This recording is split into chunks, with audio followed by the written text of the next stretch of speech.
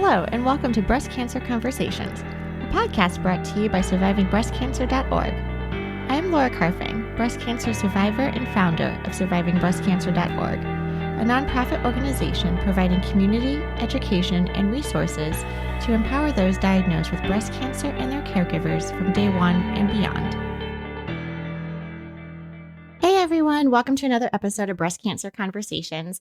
Today, actually this week, I don't even know, I need to get my whole timing down. But what I'm really excited about is that we did a webinar series on Wednesday as part of our MBC webinar series that we produce every other Wednesday.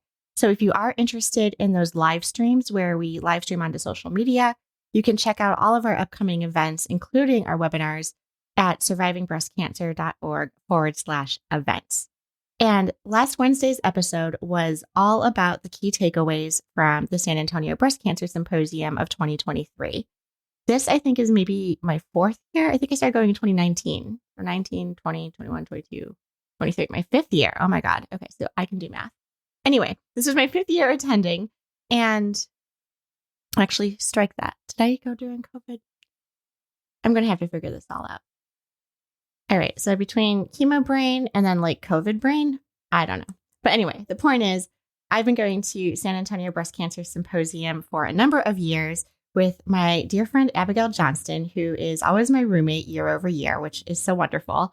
And it's overwhelming and it changes every year and the takeaways are always different. So I'm just really excited because this year we were able to sponsor several breast cancer advocates to come to the symposium, connect with other advocates, attend sessions, participate and volunteer at our exhibit booth, and really just get this amazing experience. So I wanted to share, in case you're interested in attending San Antonio Breast Cancer Symposium in 2024 or any other larger conferences coming up, this is something that we really want to promote and make available to people through survivingbreastcancer.org. So just let us know. You can send me an email if you're volunteering already with our organization and want to get more involved and you think this would be a great opportunity for you. You can send me an email at laura@survivingbreastcancer.org. In today's episode, we have a great rundown of tips and tricks and things I wish I knew going into San Antonio Breast Cancer Symposium. So if you're considering this and are a little overwhelmed, you're not quite sure what to expect, today's patient advocates give you the down low on it. Welcome to the conversation. Well, I'm Amy Weimer. I do have a PhD, but it is in biology. I'm a microbiologist by training. I have MBC, and I've been delving into the science, particularly with Project Life for the last few years. So one of the things I learned, this was my second SABCS, but my first thing I learned early on was to hit the Advocate Lounge, because that is where all the cool kids hang out. And by cool kids, I mean advocates. So that's what I learned. So I didn't know if we want to go around a little bit and chat about that quickly.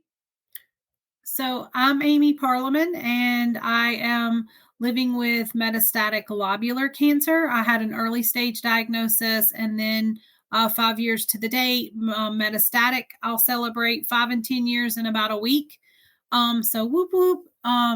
And it's thanks to the research and all the other advocacy. So for me, being in the advocacy lounge, I was able to meet other advocates and also learn about other organizations.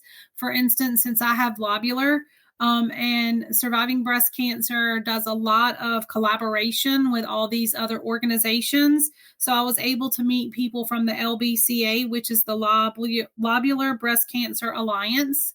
So I was able to do some networking with some of those people. I also met people from the IBC, which is the Inflammatory Breast Cancer International Consortium. SBC has a relationship with them. So I thought it was nice to be able to meet people with my similar diagnosis, but also meet other people from different places. And they had good food too, just so you know. That was one good thing. It was a place where you could go and relax, but also still be around other people. And my name is Melanie Sisk, and I'm a metastatic breast cancer patient.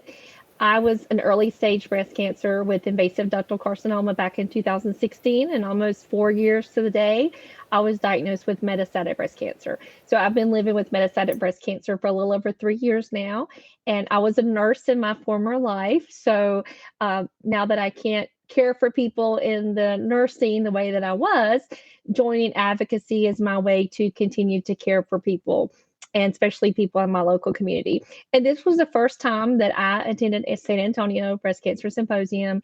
And I learned that you need to go with a buddy, hook up with someone who's been there before, who kind of knows their way around, because it's just so overwhelming. We're talking about a huge convention center with over 10,000 people in attendance. So hook up with someone who knows their way around, and then that way you don't feel so lost. And then definitely the patient advocacy lounge is the place to be. We're definitely the cool kids there, and they do have some good food. You get to meet a lot of other advocates that you've seen or worked with previously, and it's just really great. I always say there's power in numbers, and I love being around my fellow Medsters. Like, I just gain so much strength from being around them. So I love that. And so you do get to learn a lot of the cool new science that's coming out, and some drugs that potentially you may have in your future. And that's something you can definitely talk to your oncologist about. So I really enjoyed it. Do not wear heels, because you do a lot of walking and your feet will hurt. So, and just take it day by day. I'm such a planner. I tried to plan my whole week out, and my friend Abigail was like, just do it day by day. She was right. Do it day by day. It's too overwhelming to think about it. Just one day at a time. And then if you're a little bit tired and you need to sleep in one morning, sleep in. You can always go back and watch it after the fact. But I really enjoyed being there in person. I would highly recommend it to anyone who has the least bit of interest in advocacy or the science behind breast cancer. And a shout out to Eli Lilly for sponsoring the Patient Advocate Lounge. I believe this might be the 4th year that they've done it. It was a suggestion and a request from patient advocates that they took very seriously. So just a small example of how patients can influence how things happen. But go ahead, Katie. Well, I have been living with metastatic breast cancer now for not quite 6 years. I will be 6 years in just about a month. And I was diagnosed metastatic de novo, or from the beginning. One of the things that has not been mentioned yet that I learned about attending San Antonio is that it's very easy to pack too much clothing because you don't know what to wear. And the bottom line is you need to wear what you're comfortable in. And so it didn't, there were days that I wore jeans, and most of the time it was semi-casual, close to business casual. But, there were people dressing in what they were most comfortable in. And that was, I think, a big takeaway for me. I did not need, all the outfits that I brought. And I did need room in my suitcase to bring cool stuff back.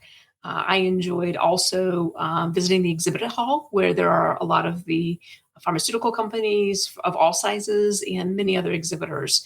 And there's lots of things that you can pick up. Of course, there, have lots of cool free stuff to bring home, as well as information. And so I was glad that I had left just enough space in my suitcase to have that home, to bring that home with me without breaking the weight limits at the airline. These are great suggestions from the people who attended for the first time. And I just wanted to say, from the SBC perspective, that being able to sponsor, being able to help defray the costs of going to such a big conference is something that we are committed to. And metastatic patients will have the opportunity going forward to ask to be considered to have some of that assistance in attending a big conference like San Antonio. So yes, indeed. I love showing up with a group of advocates. We have kind of our posse, a lot of support, and it's really fun. So yes, if you are considering going to the San Antonio Breast Cancer Symposium, if you've never been before and you would like an opportunity, definitely reach out to me, Laura, at survivingbreastcancer.org. So just a quick FYI that's coming down out of this webinar series that we did live. So if you're like dying to know what our takeaways were, you can always hop on over to our Facebook page. I'll link to that in the show notes as well, so you can see the whole hour-long presentation.